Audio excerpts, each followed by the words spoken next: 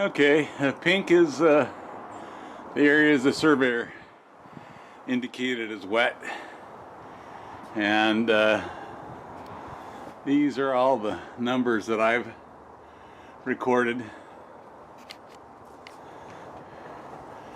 And clearly, as you get lower in the hull, the numbers, for the most part, you know, it's interesting. Yeah, it just kind of depends where you are in the scheme of things. It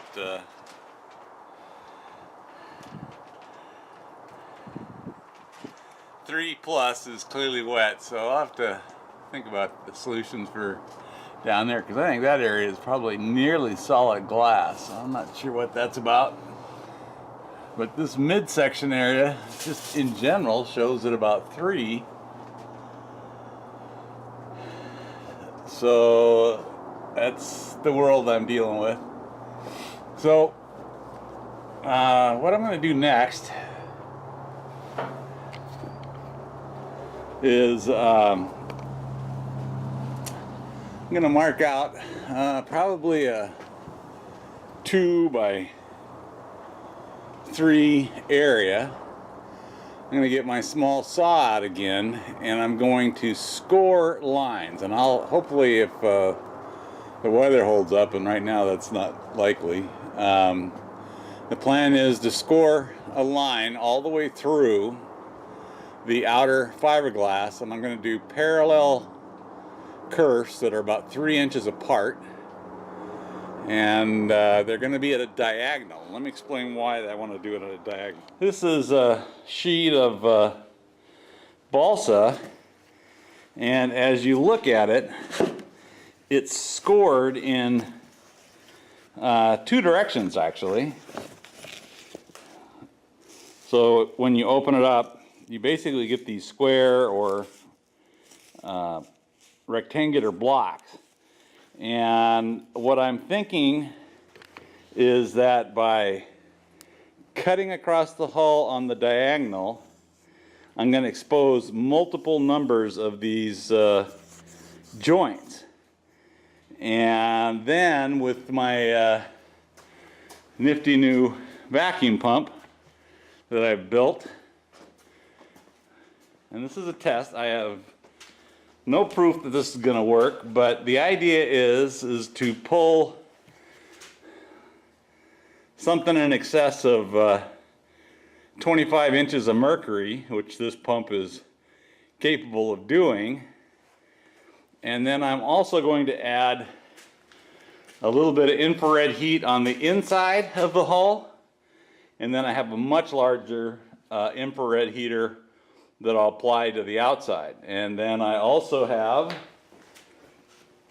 added to the collection a small infrared thermometer, and the idea is that I'm going to be able to watch the skin temperature, and it's only the skin, not going to tell you exactly what's happening in the core, but it's the skin that you're most concerned with. You don't want to overheat the skin over, well, certainly over 350, and my goal is to manage this somewhere around the anywhere from 110 to maybe 150, 160, something like that. And that's if I can even accomplish that. But the idea being that if I can do that, then this amazing little detail starts to come to play, and that is the boiling point of water comes down pretty dramatically. As an example here, if you can accomplish 26 inches of vacuum, the boiling point is actually 122 degrees. And that's actually boiling.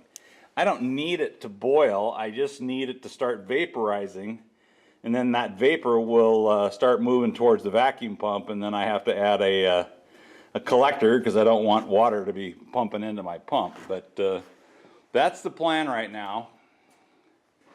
And if it works, That's huge, because that means I won't have to totally remove the outside skin to dry the balsa, and then the other thing that will happen by kerfing that outer fiberglass, I'll be able to get some idea of what the condition of that balsa is, because you'll be able to look through it, and you see black balsa, then you got to get in there and deal with it anyway.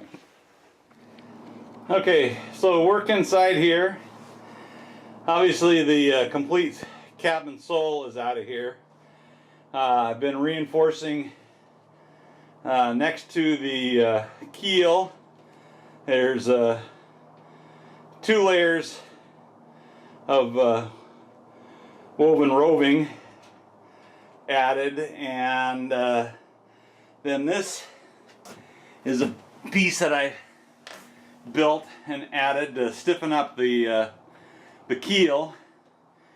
Not really sure it was necessary, but I didn't see any cracks in the old minimal little supports, but that's gonna definitely increase the strength. That's just some it's actually a laminated bit of quarter sawn white oak, so probably a couple of 1 inch plus thick sections that glued together with epoxy and then covered with epoxy, and then covered the thing before it was installed with a layer of woven roving, and then bedded that with thickened epoxy. You can kind of see that white fillet in there, and then that's covered with what do I got? 2 coats of 10-ounce cloth covering that. So I think I'm pretty close. I may add just a bit more down in the very bottom, because if I've got too much weight on the keel sitting here on the trailer, and when the hull starts supporting the weight of the keel rather than the trailer, then it's possible that the keel may want to pull down. So I'll probably add a little bit more down in the bottom of that little bulkhead I built, and that's also going to be the support for my new sole. Plan is to start working on that one of these days.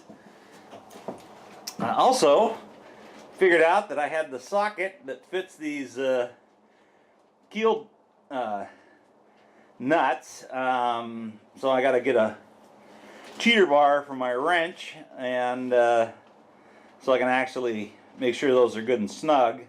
I don't have a torque wrench big enough to actually check torque values, but I'm just going to make sure they're good and snug, and confirm that with probably a good 2-foot long cheater bar on my wrench, and just make sure they're good and snug. And I'm sure for that size nut that I'm not going to be able to over torque that.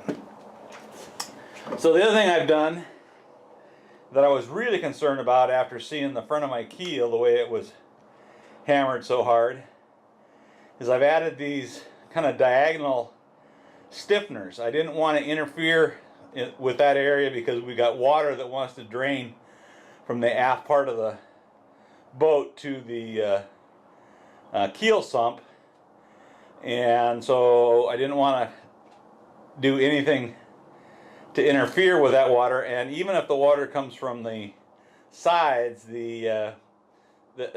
above those diagonals, it would still want to run towards the keel sump.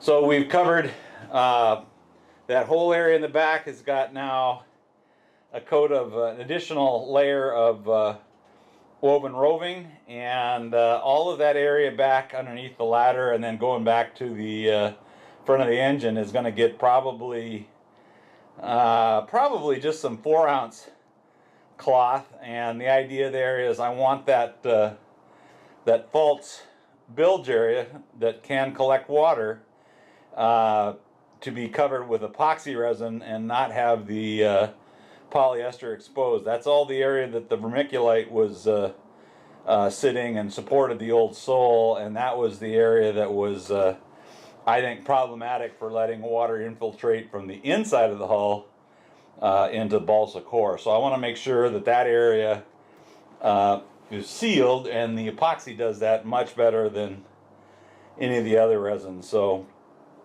like I said, we'll make sure that all of that area is covered with some cloth, and the main reason for a light cloth is that that holds more resin than if you just painted the epoxy resin on that surface, which would be good, but by adding some light cloth, you've increased that barrier pretty dramatically. So that's I need the weather to improve a little bit. It's actually in the 30s here right now in Scappoose, Oregon, so it's not good temperatures for working out here, period, and certainly not good for curing epoxy. It will stay uncured at those temperatures, and we're actually heading even colder, let alone we're going to get snow, so getting in and out of the boat's going to be a problem. So in this part of the project is probably coming to a halt while the weather deteriorates, and I can go do some work on the inside. I have lots of work to do inside the shop, so we'll do that.